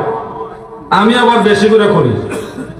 সুদের ওয়াজটা আমি গত কয়েক মাস ধরে খুব বেশি করে করতেছি। আপনারা কি জানেন অধিকাংশ মানুষই সুদের সাথে জড়িত? যেমন ব্যাংকে অ্যাকাউন্ট আছে, বছর শেষে আপনাদের ইন্টারেস্ট আসে। বিকাশ অ্যাকাউন্ট আছে, সেখানেও ইয়ারলি একটা ইন্টারেস্ট আসে। ব্যাংকের অথবা কোন সমিতি, বিভিন্ন সংস্থা, তাদের কাছ থেকে কিস্তি অনেকেই নিয়েছেন। এই কিস্তির অতিরিক্ত যে টাকাটা, এটাও ইন্টারেস্টের অন্তর্ভুক্ত। যারা বীমা ইন্স্যুরেন্স করেছেন এবং বিনা পরিশ্রমে অতিরিক্ত টাকা গ্রহণ করছেন, এটা ইন্টারেস্ট মানে সুদ। ইচ্ছায় হোক অনিচ্ছায় হোক, জেনে হোক না জেনে হোক, আমাদের সমাজের অধিকাংশ মানুষ এখন সুদের সাথে জড়িত। ওয়াজ কিন্তু আবার উপরে গিয়ে পড়বো। শুধু যে সুদ নামে সুদ খাইলে সুদ হয় তা না, সুদ কিন্তু আপনারাও খাচ্ছেন। বলেন হুজুর আমরা তো ব্যাংকের অ্যাকাউন্ট করছি, এটা করণ লাগে, ইন্টারেস্ট যেটা আসে এটা তার আমরা চাইয়া লইছি, এটা তো নিয়মে আসে। তখন আপনার জন্য মাসআলা হলো, যে ইন্টারেস্টটা অতিরিক্ত আসতেছে আপনার ইচ্ছার বাইরে, এটা আপনি চান নাই, এই ইন্টারেস্টের টাকাটা এটাই সুদ। এই টাকাটা কোন ধরনের সওয়াবের নিয়ত ব্যতীত, সওয়াবের নিয়ত ছাড়া এই অতিরিক্ত টাকাটা অসহায় দরিদ্র হতদরিদ্র মানুষকে দিয়ে দিবেন। দান এর নিয়তে দেওয়া যাবে না, কারণ দান হারাম টাকা দিয়ে করা যায় না। এই টাকাটা হারাম, এটা আপনি দান করতেও পারবেন না। এটা দিতে হবে এমনি, কোন সওয়াবের নিয়তে দেওয়া যাবে না। ঘুষের টাকা দিয়ে হজে গিয়ে যে জান্নাত খুঁজতেছেন, কাজ হবে না। এই হলো একটা মাসআলা, মনে রাখবেন ভাই আমার, এটা আপনার আমার সবার জন্য দরকারি। আরেকটা বড় ধরনের সমস্যা আমাদের দেশে এখন চলতেছে, বিভিন্ন প্রোডাক্ট বিক্রি করার উদ্দেশ্যে লটারি দেওয়া হয়, যে আমাদের এই জিনিসটা ক্রয় করলে তাকে একটা নাম্বার দেওয়া হবে, ওই নাম্বারটা আমরা অতদিন পরে লটারি করব, যার নাম লটারিতে উঠবে তাকে আমরা উমরা হজ করাবো কিংবা অমুক দেশে সফর করাবো। এই ধরনের লটারি সিস্টেম যা আছে সবগুলি শয়তানের কাজ, এগুলি হারাম, কবিরা গুনাহ। উমরার নিয়তেও যদি লটারি করে তাও এটা হারাম, কবিরা গুনাহ। ইসলাম ধর্মে লটারি জায়েজ নাই। লটারির উপরে নির্ভর করা মানে হলো আল্লাহর উপরে বিশ্বাস হারিয়ে ফেলা। হায়াত, ধন দৌলত, হায়াত, মৌত সবকিছু রিজিকের মালিক কে? যুবক ভাইরা বলেন কে? এই জন্য লটারির দিকে যাওয়া যাবে না। যদি কোনো হুজুরও আপনাদেরকে অ্যাডভার্টাইজ করে যে উমরাতে নিব আমাদেরটা কিনেন, তাও এটা কিনা যাবে না, এদের থেকে বিরত থাকবেন। আপনাদেরকে একটা বই দিতে চাই, আমার লেখা, বইটার নাম পবিত্র শবে বরাত ও শবে মেহরাজ। শবে বরাতের আমল এবং শবে মেহরাজের আমল, নবীজির পুরো মেহরাজের ডিটেলস কাহিনী দলিল সহকারে, শবে বরাতের সবগুলি দলিল এটার মধ্যে আছে। 100 টাকা মাত্র হাদিয়া। ছোট ভাইদের জন্য, সন্তানদের জন্য বইটা নিয়ে যান, মহিলাদের জন্য নিয়ে যান। প্রত্যেকে বসে থাকেন, কেউ উঠবেন না। এই বইটা আমার এক ছোট ভাই নিয়ে এক জায়গায় দাঁড়াবে, আপনারা সংগ্রহ করে নেবেন। মাহফিলে ঢুকলে আবার মাহফিল নষ্ট হইতে পারে। আরেকটা বই সিলেটে খুব বেশি দরকার, আপনাদের সিলেটে লামাযহাবী টিফিনের সঙ্গে এত ভয়ঙ্কর, এরা মহিলাদের মতো নামাজ পড়ে, বুকের উপরে হাত বাঁধে, আমিন জোরে বলে। আবার আমাদের বাপদাদার নামাজকে জাল হাদিসের নামাজ। এরকম লোক আপনাদের এদিকে নাই, সিলেটে আছে। তো হ্যাঁ, আছে। এই বইটা 500 টাকা হাদিয়া। এই লামাযহাবীদের রদ এবং হানাফি মাযহাবের পক্ষে আমরা যা যা করি সব দলিল সহকারে এখানে নিয়ে আসছি। বইটা সংগ্রহ করেন। আমি বেয়াদবি যদি না নেই, মুরব্বী আপনারা অসুস্থ, আপনারা বসে আছেন, এটা আমাদের জন্য দোয়া, এটা আমাদের জন্য দোয়া। আমি আপনার অনুমতি দিলে আমি আর 10 মিনিট কথা বলতে চাই। আসেনি অনুমতি? এটা হলো লামাযহাবীদের বিষয়ে। একটা কাজ করে, আমি হয়তো আন্দাজে একটা কিছু বললাম, এটা হয়তো সই সই নাও হইতে পারে। যে কোনো একজন যুবক দাঁড়িয়ে লামাযহাবীদের ব্যাপারে একটা প্রশ্ন অবতারণা করুন, সরাসরি আদবের সাথে দাঁড়িয়ে। যে কোনো একজন যুবক লামাযহাবীদের ব্যাপারে আগে সালাম দেন না সবাই। ওয়ালাইকুম আসসালাম। ইসলাম কি রকম মূল্যায়ন করে শবে বরাতের যে বিধাতা? আচ্ছা, এটা তো পুরান, আরো সামনে সময় আছে। লামাযহাবীদের ব্যাপারে আমি তো বলতে চাই, লামাযহাবী জুরে আমিন যে বলে ওরা, হ্যাঁ হ্যাঁ। আচ্ছা, এই বিষয়টা বলবো নাকি? সম্মিলিত মুনাজাত যে ওরা নিশ্চিত বলে একটা যে কোনো একটা জুরে আমিন। জোরে আমিন। আমি সরাসরি যুবকদের কাছ থেকে নিলাম, কারণ আমার ব্যক্তিগত তরফ থেকে একটা মাসালা আলোচনা করলাম, দেখা গেল এটা অধিকাংশ মানুষের কমন পড়লো না, কিন্তু আমি আপনাদের কাছ থেকে এটা নিলাম যেন সবার কমন পড়ে। নামাজের ভিতরে জোরে আমিন আমরা কেন বলি না, এবং তারা এসে জোরে আমিন বলে, মনে রাখবেন জোরে আমিন আর আস্তে আমিন নিয়ে ঝগড়া না। ঝগড়াটা হলো তারা যখন জোরে আমিন বলে আবার আমাদের উপরে বলে যে আমাদের বাপ দাদার নামাজ ছিল জাল হাদিসের নামাজ, আমাদের নামাজটাকে তারা জয়ীব জাল বানায় দেয়, তখন একটা ফিতনা দেখা দেয়। আমরা জোরে আমিন বলি না, নামাজের ভিতরে আমিন বলি কিন্তু জোরে বলি না, তাই তো? আপনারা আমিন বলেন তো, কিন্তু আমরা জোরে বলি না, তাই না? আস্তে বলি। ইমাম সাহেব যখন সূরা ফাতিহা শেষ করে তখন আমিনটা আমরা নিচু আওয়াজে বলি, এইভাবে বলি। এখন এই জোরে আর আস্তের মধ্যে আস্তেরটা কেন আমরা গ্রহণ করলাম? প্রিয় যুবক ভাইরা, আপনারা এই কথাটা মনোযোগ দিয়ে শুনুন। রাসূল করিম সাল্লাল্লাহু আলাইহি ওয়াসাল্লাম কিছুদিন জোরে আমিন বলেছিলেন, এই মর্মে সহিহ হাদিস আছে। যেমন হযরত ওয়াইল ইবনে হুজর রাদিয়াল্লাহু আনহু থেকে বর্ণিত, তিনি বলেন, সাল্লাইতু মা রাসূলিল্লাহি সাল্লাল্লাহু আলাইহি ওয়াসাল্লাম فإذا قرأ غير المغضوب عليهم ولا الضالين فقال آمين ورفع بها صوته। কোন কোন রিওয়ায়াত আছে মাদ্দা বিহা সাউতাহু। নবীজি যখন সূরা ফাতিহা শেষ করতেন তখন জোরে আমিন বলতেন। কিছুদিনের জন্য নবীজি এরকম করেছেন, রিওয়ায়াত আছে এবং সহিহ হাদিস এটা। কিন্তু ওই একই সাহাবী ওয়াইল ইবনে হুজর পরবর্তীতে বর্ণনা করেছেন, আমার দয়াল নবীজি নামাজে সূরা ফাতিহা শেষ করলে আমিন বলতেন, ওয়া খাফাতা বিহা সাউতাহু, আমিন আস্তে আওয়াজ দিয়ে বলতেন, ছোট করে বলতেন, এইভাবে বলতেন। তো একজন সাহাবীর বর্ণনা দুই রকম হলো কেন? একবার উনি বললেন নবীজি জোরে আমিন বলেছেন, আরেকবার বললেন নবীজি আস্তে আমিন বলেছেন। আল্লাহ রাসূল সাল্লাল্লাহু আলাইহি সাল্লামের ব্যাপারে দুই রকম কথা আসলো। সাহাবারা তো মিথ্যাবাদী না, সাহাবীরা কখনোই মিথ্যা কথা বলেন না, তাহলে দুই রকম কথা কেন আসলো? এটা নিয়ে আমরা তাহকিক করে দেখেছি। রাসূল করিম সাল্লাল্লাহু আলাইহি সাল্লামের দরবারে কিছু নও মুসলিম সাহাবী ছিল, নতুন মুসলমান হয়েছে।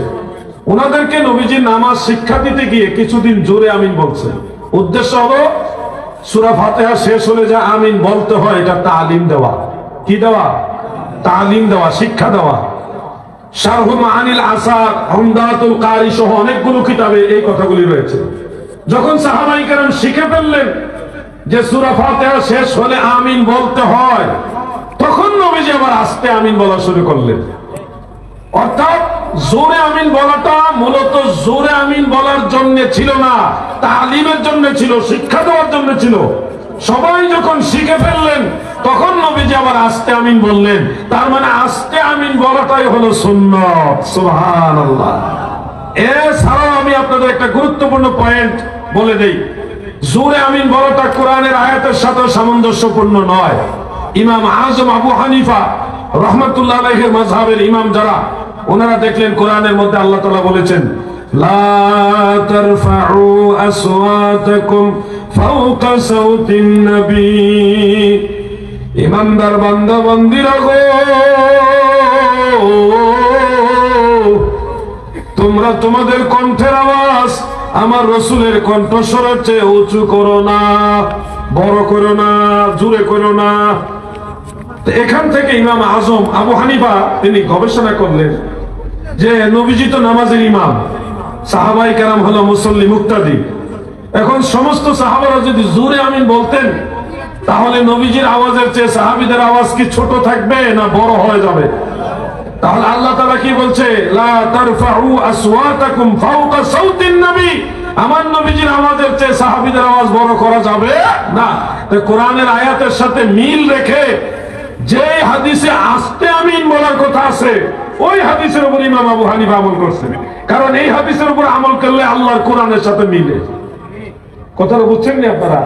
তাহলে জোরে আমিন যারা বলে তারা যদি ইমাম শাফিঈর ইজতিহাদকে অনুসরণ করে তাহলে আমাদের কোনো আপত্তি নাই। কারণ মুস্তাহিদের ইজতিহাদ যদি খাতাও হয়, ওটা অনুসরণ করলে একটা সওয়াব আছে। আমরা অনুসরণ করতেছি ইমাম আবু হানিফার রায়কে। উনি সহিহ হাদিস অনুযায়ী রায় দিয়েছে আস্তে আমিন বলতে হবে, এবং এই রায়টা হলো বিশুদ্ধ। এজন্য আমাদের সওয়াব হবে দ্বিগুণ, ডাবল সওয়াব। কিন্তু যারা শাফিও না, হাম্বলিও না, মালিকিও না, হানাফিও না, কোন ইমামই মানে না, কিন্তু জোরে আমিন বলে, এরা গুনাহগার হবে। এরা কি হবে? গুনাহগার হবে। কারণ তাদের ইমাম নাই, তারা নিজে থেকে বিশৃঙ্খলা তৈরি করছে। আল্লাহ তাআলা তাদের বুঝার তৌফিক দেন, বলেন আমিন। প্রশ্নতে একটা নিছি আর একটা নিব, ঠিক আছে? একটা নিব, এটা পরে থাক। সালাম দিও। আমার এই ভাই দাঁড়াইছে যেহেতু, শুনেন আমার কথা শুনেন। প্রশ্ন সারা রাত নিলেও শেষ হবে না, তো এই জন্য আমার একটা লিমিটেশন থাকে সব সময়, যে অতজন সুযোগ, অতজন সুযোগ। তো একজন দিছি সুযোগ, এখন আরেকজনকে দিব। দুইজন দাঁড়াইছে, আপনারা বলেন কারে দিলে আপনারা খুশি? আচ্ছা, তাহলে আপনার বয়সও তো উনি বড়, তাহলে আপনি বৈশা যান, উনিই করুন। ওয়ালাইকুম আসসালাম ওয়া রাহমাতুল্লাহ।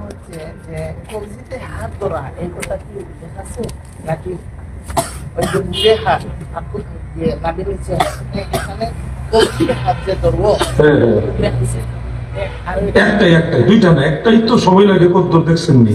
বসেন বসেন। মানে নামাজের ভিতরে কবজিতে হাত রাখা, এটা কি উল্লেখ আছে কিনা, নাকি বুকের উপরে হাত রাখতে হবে? এটা কি সমাধানটা কি, উনি এটা জানতে চাইছেন। আপনাদের সবার জানার দরকার আছে তো?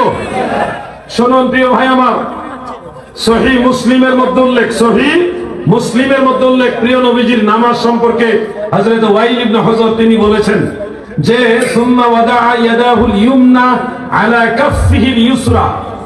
নবীজি বাম হাতের কবজির উপরে ডান হাত রাখতেন। সুম্মা ওয়াদাআ ইয়াদাহুল ইয়ুমনা আলা কাফফিহিল ইউসরা, বাম হাতের কবজির উপরে ডান হাত রাখতেন। তুমি দাঁড়াও ভাই, দাঁড়াও, ভয় পাই না, তোমাদের একটা মাসালা দেখাবো সবাইকে। তুমি এখানে আসো, এখানে সবাই দেখবে, সুবিধা। আসো ভাই, আপনাদের দেখানোর জন্য বলছি সহিহ হাদিসের আমল কেমনে করতে হয়, একবারে ক্লিয়ারলি আমি দেখাইতে চাই। আসো কই ভাইটা, আসো। যুবক ভাইরা আপনারা খেয়াল করেন, তুমি টেনশন করো না, তোমাকে কোনো মন্দ বলা হবে না। তুমি খেয়াল করো, সহিহ মুসলিমের হাদিস হলো সুম্মা ওয়াদা ইয়াদাহুল ইউমনা আলা কাফফিহিল ইউসরা।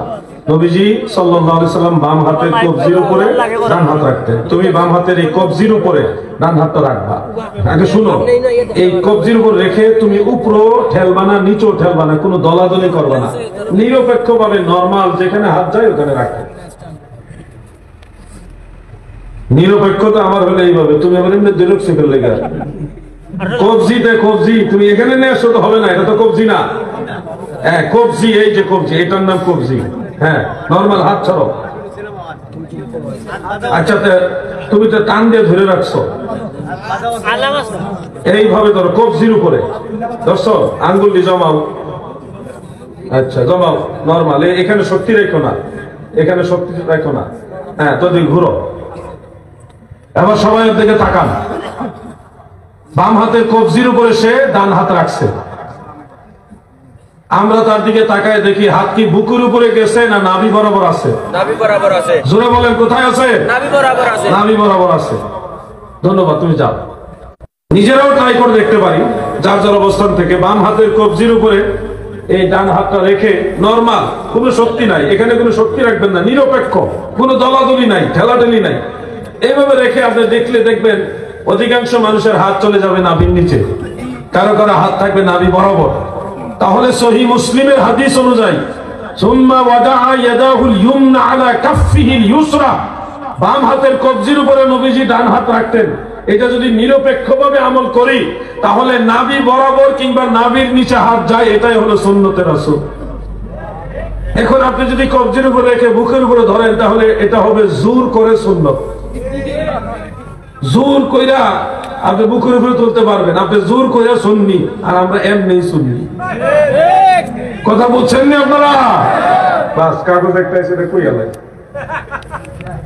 আসসালামু আলাইকুম। ওয়ালাইকুম সালাম। আহলে হাদিসরা বলে কোরআন হাদিস থাকতে মাযহাব কেন? এটা নিয়ে কিছু বলেন হুজুর। মাযহাব শব্দের অর্থ কি, মাযহাব কি এটা সে বুঝে না বিধায় এই প্রশ্নটা করছে।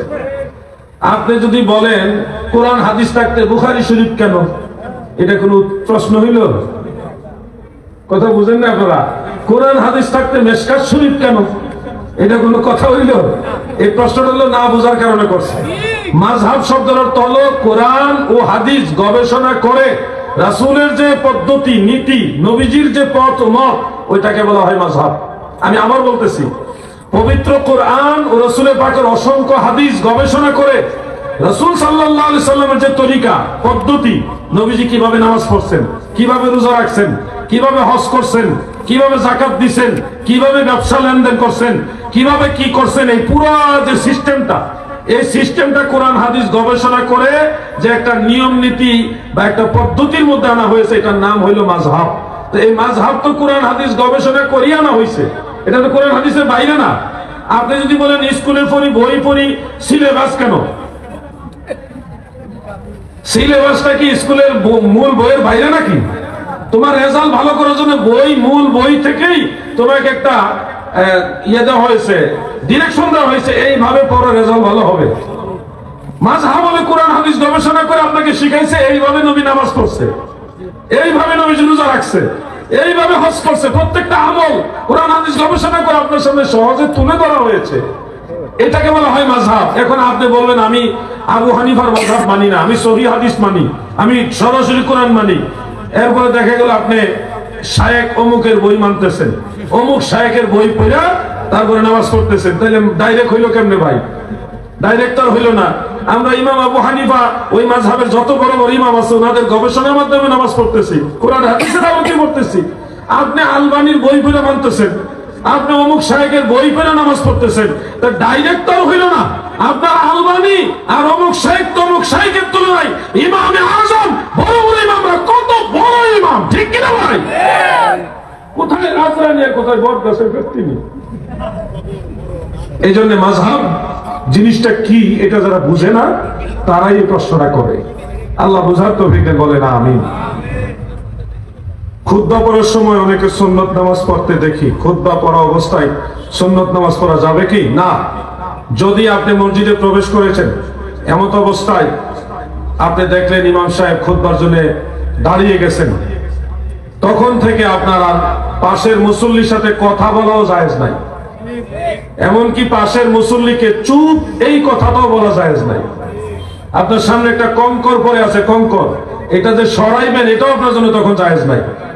ইমাম সাহেব যখন খুতবার জন্য দাঁড়িয়ে যাবেন তখন কোনো কালামও চলবে না, নামাজও চলবে না। ইমামের খুতবা শোনা হলো ওয়াজিব। ইমামের খুতবা শোনা কি ওয়াজিব? সুন্নত বড় না ওয়াজিব বড়? কারণ যেই লোক ওয়াজিব বাদ দিয়ে নফল নামাজ পড়ে এই লোক তো গুরুত্বই বোঝে না কোনটা বড় কোনটা ছোট, এটাই তো বোঝে না সে। খুতবা শোনা হলো ওয়াজিব। খুতবার বিধান আছে কোরআন থেকে, রাসূল পাকের অসংখ্য হাদিস থেকে। আর ওই ওয়াজিব বিধান বাদ দিয়ে উনি নফল নামাজ পড়তেছে, সুন্নতে জায়েদা, যেটা না পড়লে গুনাহ হবে না এমন সুন্নত পড়তেছে। এই লোক তো বুঝেই না ওয়াজিব বাদ দিয়া মানে কি অবস্থা। মাইন্ড করেন না একটা কথা কই, এই লোক হইলো লঙ্গি খুলে বাগড়ি বানতেছে আর কি। নাউজুবিল্লাহ, কথা বুঝছেন নি? এটা আমাদের বুঝতে হবে। অবশ্যই আপনি যদি সুন্নত নামাজগুলি যে 2 রাকাত তাহিয়াতুল ওযু, তাহিয়াতুল মসজিদ অথবা দুখুলুল মসজিদ, এই নামাজগুলি আপনি একটু আগে আগে মসজিদে গিয়ে পড়ে নেবেন, এরপরে কাবলাল জুমা পড়বেন। আবার আপনি দাঁড়াইছেন কে লাগা জুসে উঠে গেছে নাকি? কইলেই তেমনি কইলেইটা আপনি বদ্ধ দিয়ে নামে যে চাইতেছে আমি চলাইতেছি। আচ্ছা আপনি বুঝাইন একটু। বারবার এই যে এটা করেছে নামাজ, এটা নেই, এটাই তো রাফউল ইয়াদাইন নামাজে বারবার কেন করে? শুনুন, প্রিয় নবীজি রাসূল করিম সাল্লাল্লাহু আলাইহি সাল্লাম ইসলামের প্রথম জামানায় রাফউল ইয়াদাইন বারবার করেছেন, এই মর্মে অনেকগুলো হাদিস আছে। তো এগুলি বুখারী শরীফে আছে। হযরত ইবনে ওমর রাদিয়াল্লাহু আনহুমা তিনি বর্ণনা করেছেন, বুখারী শরীফে আছে, ইজা ইফতাতাহা সালাত রাফা ইয়াদাইহি, নবীজি নামাজ শুরু করার সময় 2 হাত উঁচা করতেন। ওয়াইজা আরাদা ইয়ারকা, রুকু করার সময় নবীজি 2 হাত উঁচা করতেন, রুকু থেকে দাঁড়ানোর সময় উঁচা করতেন, এবং সিজদা যাওয়ার সময় 2 হাত উঁচা করতেন, তৃতীয় রাকাতে দাঁড়ানোর সময় উঁচা করতেন। কোন কোন বর্ণনা আছে প্রত্যেক তাকবীরের সময় নবীজি হাত উঁচা করতেন। এই সবগুলি রওয়ায়াত কিন্তু বিভিন্ন হাদিসে আছে। এরপর আমরা কেন হাত উঁচা করি না? শেষ দিকে আল্লাহর হাবিব রাসূল করিম সাল্লাল্লাহু আলাইহি সাল্লাম নামাজে শুধুমাত্র প্রথম তাকবীরে তাহরিমার সময় হাত উঁচা করছে, বারবার আর করেন নাই। তো সর্বশেষ যেটা নবীজি রেখে গেছেন ওইটা হলো সুন্নত। এইজন্য আমরা আহলে সুন্নাহ, সুন্নতের উপরে আছি। ইসলামের প্রথম দিকে নবীজি বলছে 3 দিনের বেশি কুরবানির গোশত রাখা যাবে না, এর মধ্যে খাইতে হবে। শেষের দিকে নবীজি বলছে এখন থেকে যতদিন পারো তোমরা কুরবানির গোশত খাইতে পারো। এখন আগের হাদিসটা আমল করেন না শেষেরটা করেন? শেষেরটা করেন না, আগেরটা হলো একটা বিশেষ প্রেক্ষাপট। ওই সময় মুসলমানদের মধ্যে কুরবানি দাতা ধনীর সংখ্যা কম ছিল, যার কারণে 3 দিন বাইন্ডিং করছে। 3 দিনের মধ্যে তোমরাও খাও, মানুষের দিয়া খাও, গরিবরা যেন পায়। এটা একটা হিকমত। হ্যাঁ, যখন শেষে মুসলমানদের মাঝে ধনীর সংখ্যা বাড়ছে তখন নবীজি দেখছেন এখন পর্যাপ্ত কুরবানি বাড়ছে, এখন বলছে তোমরা যতদিন পারো খেতে পারো, না একটু গোশত নষ্ট হবে। ইসলামের প্রথম দিকে নবীজি বারবার হাত উঁচা করেন নাই। বলবেন যে হুজুর নবীজি শেষ জামানায় যে বারবার হাত উঁচা করেন নাই, এটা কোন হাদিসে আছে? এটাও আপনাকে জানতে হবে। যেমন ইমাম বুখারী রাহমাতুল্লাহ আলাইহির 1 নম্বর উস্তাদ ইমাম হুমায়দি রাহমাতুল্লাহ আলাইহির মুসনাদে বিশুদ্ধ সনদে সহিহ সনদে উল্লেখ, ওই একই সাহাবী আব্দুল্লাহ ইবনে ওমর তিনি বলতেছেন ইজা ইফতাতাহা সালাত রাফা ইয়াদাইহি, নবীজি নামাজ শুরু করার সময় 2 হাত উঁচা করতেন।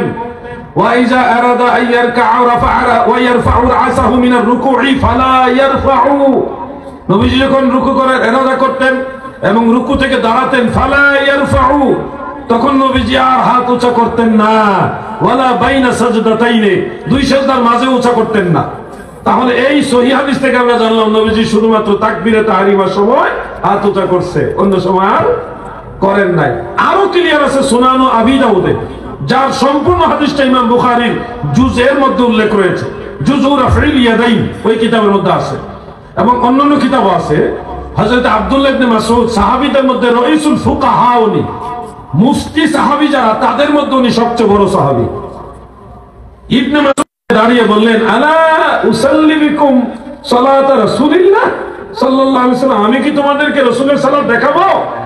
আল্লাহর নবী কিভাবে নামাজ পড়েছে আমি কি তোমাদের দেখাবো? তখন সমস্ত সাহাবারা বললেন নিশ্চয়ই আপনি দেখান। আব্দুল্লাহ ইবনে মাসউদ তখন নবীজির নামাজ দেখাইলেন, সেখানে শুধুমাত্র একবার তিনি হাত উঠাইছে, আর বারবার কোনো হাত উঠাইছে না, এবং তিনি বলছে এটা হলো রাসূল পাকের নামাজ। আশ্চর্য হবেন, বুখারী শরীফের আরেকটা হাদিস আছে যেটা নামাজীরা বলে না। সেখানে হযরতে আলী রাদিয়াল্লাহু আনহু, নবীজির খুব কাছের একজন সাহাবী, শেরে খোদা মাওলানা আলী রাদিয়াল্লাহু আনহু, এবং হযরত আবু হুরায়রা, কি বিখ্যাত সাহাবী, ওনারা দুইজনে হাদিস বর্ণনা করেছেন, টোটাল নবীজির নামাজটা বর্ণনা করেছেন। সেখানে ওই তাকবীরে তাহরিমা ছাড়া আর কখনো হাত উত্তোলন করার কথা ওনারা বলে নাই। বুখারী শরীফের মধ্যে হাদিস আছে, ওই বইয়ের মধ্যে আমি সব উল্লেখ করে দিয়েছি। নামাজ নিয়ে যা লাগবে সব ইনশাআল্লাহ পাবেন এটার ভিতরে। এই জন্য বলছি রফউল ইয়াদাইন, বারবার হাত উঁচা করা, এটা হলো নবীজির প্রথম জীবনের আমল। শেষ জীবনে নবীজি শুধু একবার হাত উঁচা করছেন, বারবার উঁচা করেন নাই। এই জন্য সর্বশেষ আমলটা হলো সুন্নাত। আর যারা সুন্নতের উপর আমল করে তারা হলো আহলে সুন্নাহ। আমরা আহলে হাদিস না, আমরা আহলে সুন্নাহ। আল্লাহ বুঝার তৌফিক দেন। আমি আজকে এখানে শেষ। মুরব্বীর অনেক কষ্ট দিছি, বদ্ধ দিয়েন না। আসেন সবাই দাঁড়ায় নবীজিকে সালাম জানাই। ইয়া নবী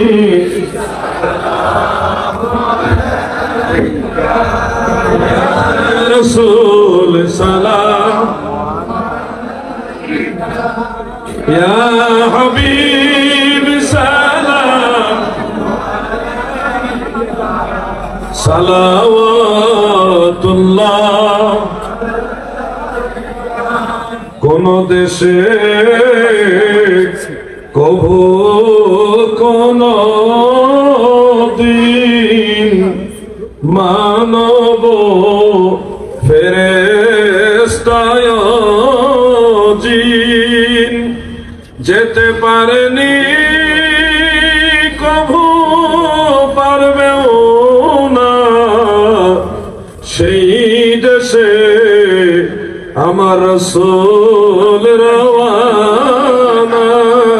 ইয়া নবী সালাম আলাইকা, ইয়া রাসূল সালাম আলাইকা, ইয়া হাবিব সালাওয়াতুল্লাহ আলা سيدي يا رسول الله،